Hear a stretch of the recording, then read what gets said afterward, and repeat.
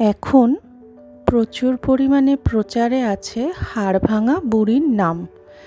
এখানে অনেক লোকের অনেক উপকার হচ্ছে, যেমন ভাঙা হাড় নিমিষেই জোড়া লেগে যাচ্ছে শুধুমাত্র সর্ষের তেলকে একটু পড়ে দিলে, সেই তেল লাগালে এবং শেকড় গলায় ধারণ করলে।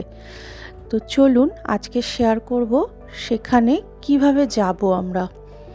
দমদম বা শিয়ালদা থেকে যদি আমরা ট্রেন ধরি তাহলে আমরা যে কোনো বনগাঁগামী ট্রেন ধরব এবং চেষ্টা করব আমরা একটু পেছনের দিকে ওঠার, এবং পেছন দিকে উঠে আমরা নামব 2 নম্বর প্ল্যাটফর্ম মসলন্দপুর, এবং মসলন্দপুর 2 নম্বর প্ল্যাটফর্ম থেকে পেছন দিকে একটু এগিয়ে রেলের গেট বা ক্রসিং পার করে আমরা 1 নম্বর প্ল্যাটফর্মের দিকে মেন রাস্তার ওপরে চলে আসব, এবং ঠিক বাঁ দিকেই আমরা অনেক টোটো এবং ভ্যান দেখতে পাবো।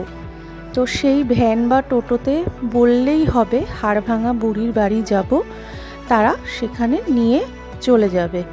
ভাড়া লাগবে মাত্র 15 টাকা পার হেড। এখানে কোনো পয়সা লাগে না, শুধুমাত্র যার মনে যা ইচ্ছা সেইটুকুনি টাকা দিলেই হয়। তো সেখানে চলে গেলাম, এবং সেখানে এই হলো আমাদের ভ্যান বা টোটো স্ট্যান্ড। এখানে নামাবে।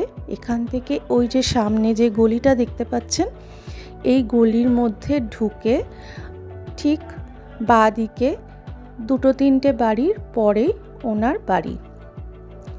একটা ইনকমপ্লিট পাকা বাড়ি, তার সামনেই একটা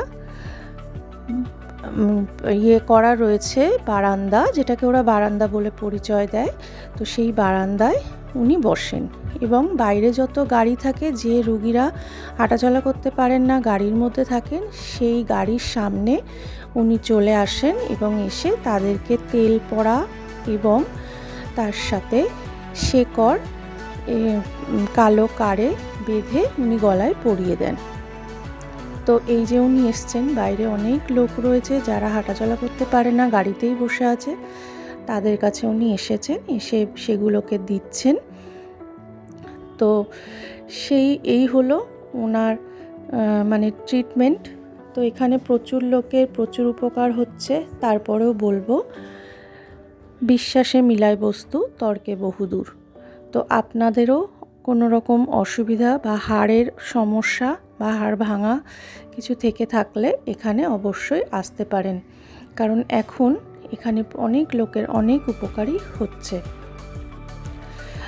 এই ছিল ওনার বাড়িতে কিভাবে আমরা যাব, সেই বিস্তারিত অ্যাড্রেস আমি দিয়ে দিলাম। তারপরেও যদি আপনাদের কিছু জানার থাকে কমেন্ট করবেন, আমি অবশ্যই জানিয়ে দেব।